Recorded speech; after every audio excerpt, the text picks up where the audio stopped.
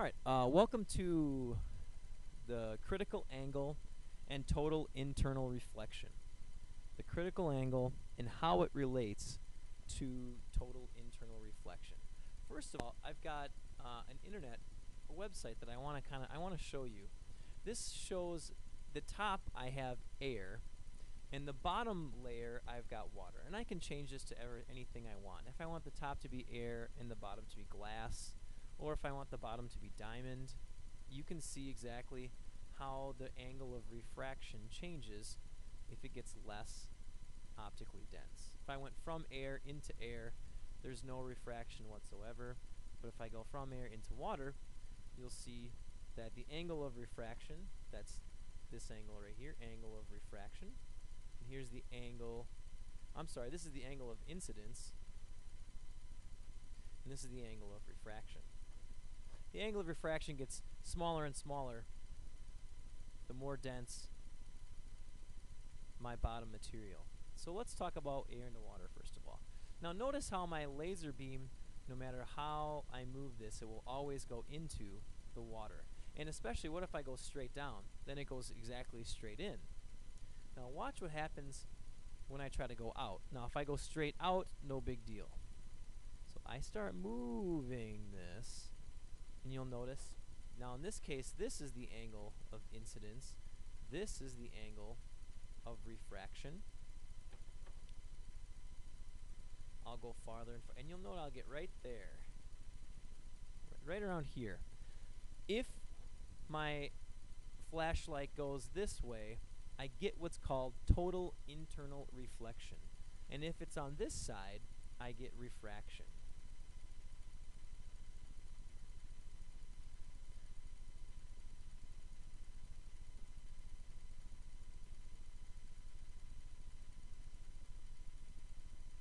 Total internal reflection. When it's right here, this angle, see how this is like a boundary? If you're on this side, you get internal reflection, and you get that side, you get refraction. This angle right here, this is called the critical angle. The critical angle is the boundary from where you'll get total internal reflection or refraction. So if I go more, I get what's called total internal reflection. You'll see that my ray hits this and bounces off at the exact same angle. This angle right here will equal to the reflected angle.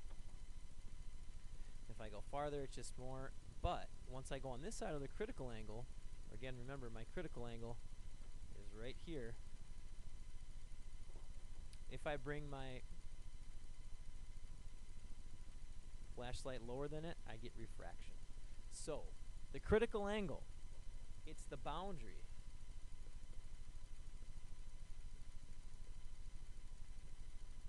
between refraction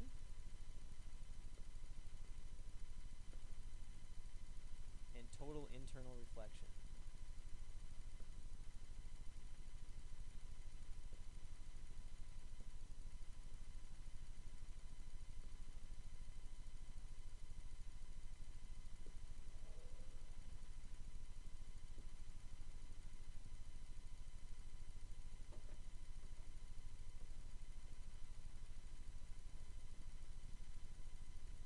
There's the critical angle.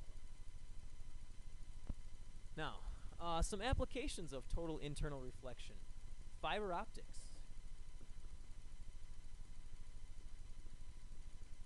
The entire internet is based on fiber optic cable. That's how we go from country to country across the United States through fiber optic cable. Light of all different colors. It's cool. They can send red light. They can also send green light through fiber optics. You can send blue light all at the exact same time. And then on the other end, what they do is they put a prism and it separates out that red light, green light, and blue light. It's really neat. So you can send many multiple things over the same cable, and that's where fiber optic cable is more powerful than regular copper wiring. The second application is mirages. A mirage, and the mirage that I want you to notice, it's right here. A mirage, you see in movies or something, and they think that it looks like water, and in fact it does. A mirage, what it is, it's hot air. This concrete from here on forward, all the concrete's heating heating the air above it, but it turns out that you get total internal reflection in front of that line, and the light coming from it bounces into the concrete here. So here what we're seeing is, right here, this is the area of total internal reflection, and down below it, this is an area of refraction. And it behaves like water does, because water will reflect. I think I have another picture.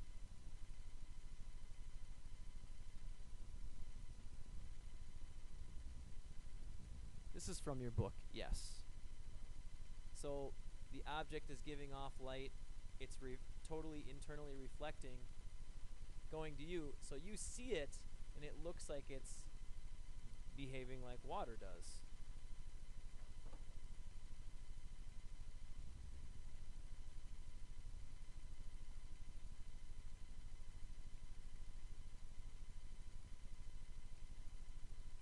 Another application of total internal reflection is diamonds. Diamonds take advantage of total internal reflection and how they're cut. If you cut a diamond just right, the light will enter in, refract, it will totally internal reflect right here. And then you'll get another total internal reflection. And then it will refract out and will go back to the user.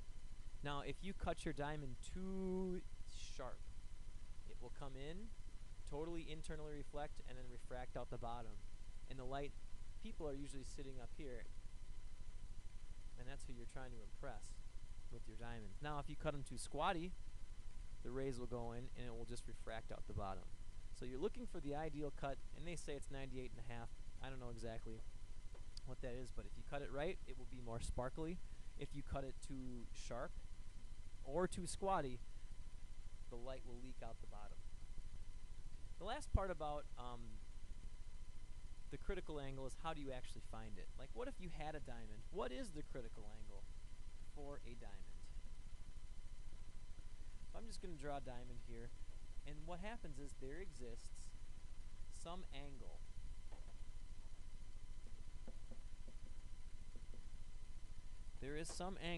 called the critical angle that the ray will neither refract or reflect. So there's some critical angle that goes right along the boundary. So the question is, what is that? Well, we're going to use Snell's law to find that.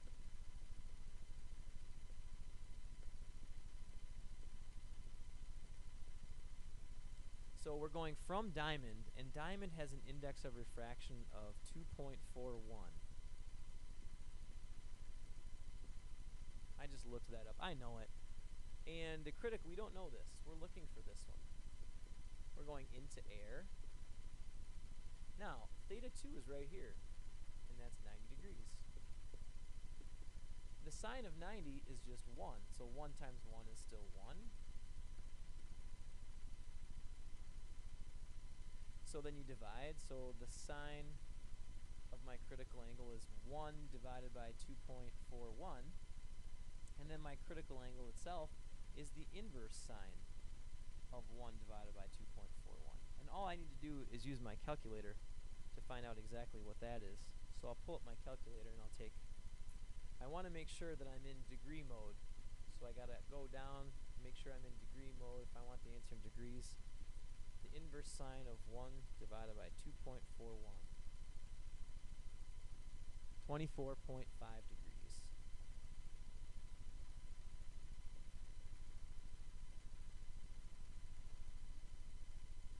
That's the critical angle. Meaning if I shot a laser beam more than the critical angle, so it's more than, I'm going to get total internal reflection. If I shot a laser beam less than, I get refraction. The critical angle, again, is that boundary between total internal reflection and refraction. The last question. This is an example problem from your book. It says, what is the critical angle for a special glass? No, it says the critical angle for a special glass in air is 41 degrees.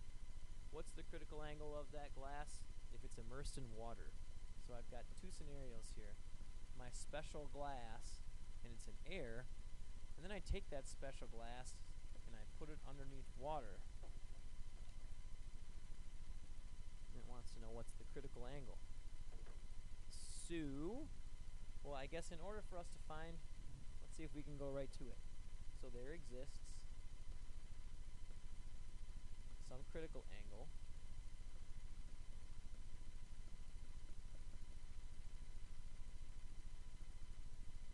it's going from my special glass. See, and here's the problem. I don't know this, and I don't know that. So I think what I'm going to do is I'm going to use what they said before, that my glass in air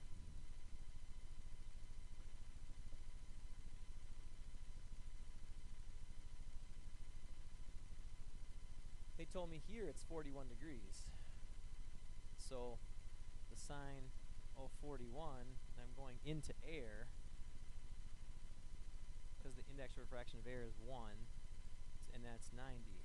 So I can actually figure out what this stuff is, because this entire thing over here is 1, and I can find out my index of refraction by taking 1 divided by the sine of 41. Make sure I put that in parentheses.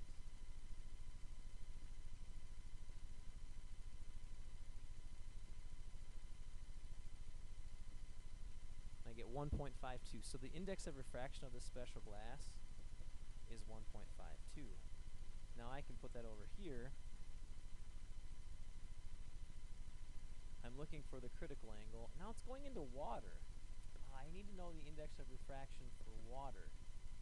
And I believe it's 1.33.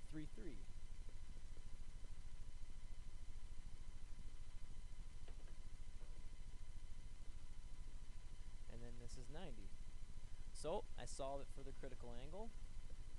So I take 1.33 times the sine of 90.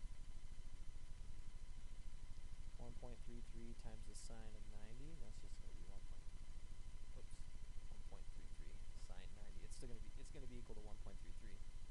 Now I divide by 1.52.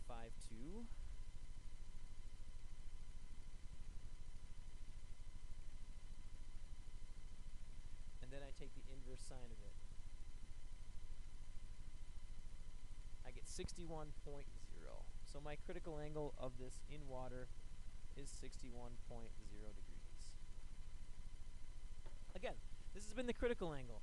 We use the fact that theta 2 is 90 degrees. That helps us a lot. And the critical angle, what it is, it's a boundary between refraction and total internal reflection.